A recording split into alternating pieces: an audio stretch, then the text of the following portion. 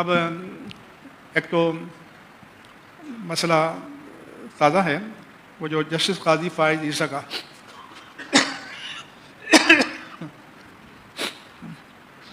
میں نے کچھ ریمارکس سن کر درود پاک پڑھیں ٹویٹ کیا تھا قاضی فائز عیسیٰ کے نام کہ میں نے کہا آپ کا ہر دوسرا جملہ آئین اور قانون کا حوالہ ہوتا ہے، تو اسی آئین کی دوسری ترمیم میں لکھا ہوا ہے کہ قادیانی غیر مسلم ہے، تو اس کو بھی کوئی کوٹ کیا کریں۔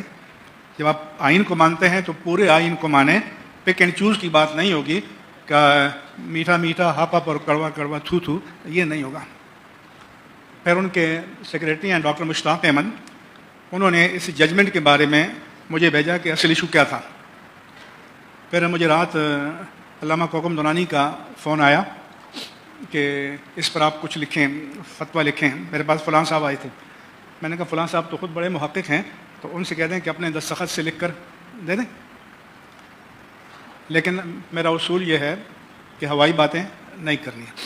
تو میں نے کہا علامہ کوکم دونانی سے بھی کہ میں ججمنٹ پڑھوں گا اور پڑھنے کے بعد بات کروں گا۔ صبح مجھے ججمنٹ ملا، وہ میں نے پڑھا، اور اس میں مسئلہ یہ تھا کہ 2019 میں ایک شخص ہے، اس کی کتاب ہے تفسیر صغیر، اس کی بنیاد پر کیس درج ہوا۔ 2020 میں ایک قانون بنا قرآن کے حوالے سے، تو بعد میں اس کی دفعات کا اطلاق اس پر کر دیا گیا۔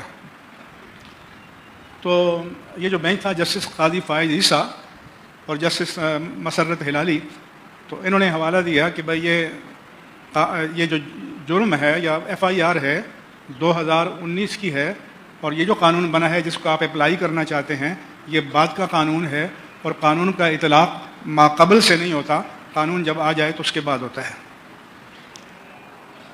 اگر اتنی ہی بات ہوتی، ان کے تبصرے نہ آتے تو ٹھیک ہے، انہوں نے ضمانت دے دی، لیکن انہوں نے اس میں 2 آیتیں لکھ دیں کہ آپ ہر بار کہتے ہیں قرآن کی حرمت پر حرف آیا ہوں۔ تو انہوں نے ایک آیت لکھ دی کہ انا نحن نزلنا الذکر وانا لہ لحافظون، اور دوسری لا اکراہ فی الدین۔ تو پہلا میرا ان سے پیغام یہ ہے کہ ایک قانون بننے سے پہلے جو جرم ہوا، اگر قانون بعد میں بنا تو ماقبل ہونے والے اس جرم پر اس کا اطلاق نہیں ہوگا۔ یہ اصول چونکہ آئین و قانون میں ہے، جس کو کہتے ہیں ریٹراسپیکٹیو، ماقبل سے اطلاق کرنا۔ تو میں نے کہا آپ غلام مصطفیٰ اگر ہوتے ہوئے آپ حکومت سے کہتے کہ اس کا اطلاق ریٹراسپیکٹیو کریں، ماقبل سے کریں، اور ماقبل سے کیا جاتا ہے۔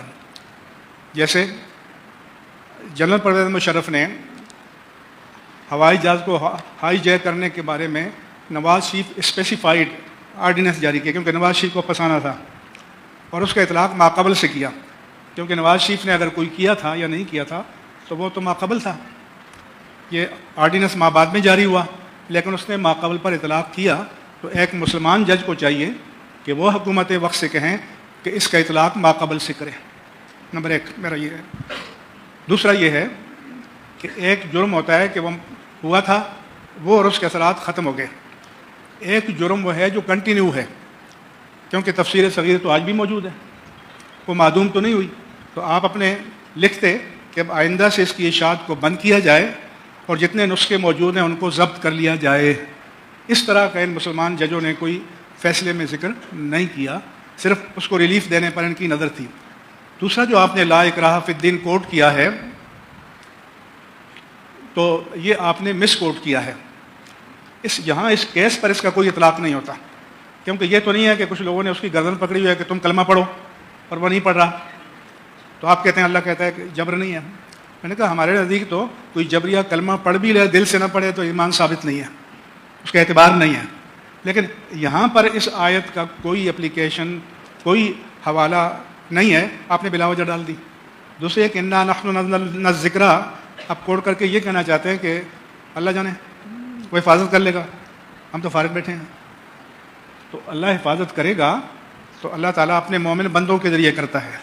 ان مومن بندوں کو مکلف کیا ہے کہ وہ ناموس الوہیت جل والا، ناموس رسالت مآب صلی اللہ علیہ وآلہ وسلم کا تحفظ کریں، ناموس قرآن کریم کا تحفظ کریں، تمام مقدسات دین کے نوامیس کا تحفظ کریں. جج صاحبان یہ آپ پر بھی ہے, آپ کی بھی ذمہ داری ہے. تو یہ آیتیں نہ کوٹ کریں, یہ بالکل ریلیونٹ ہیں اس کیس سے جو آپ کے سامنے ہے.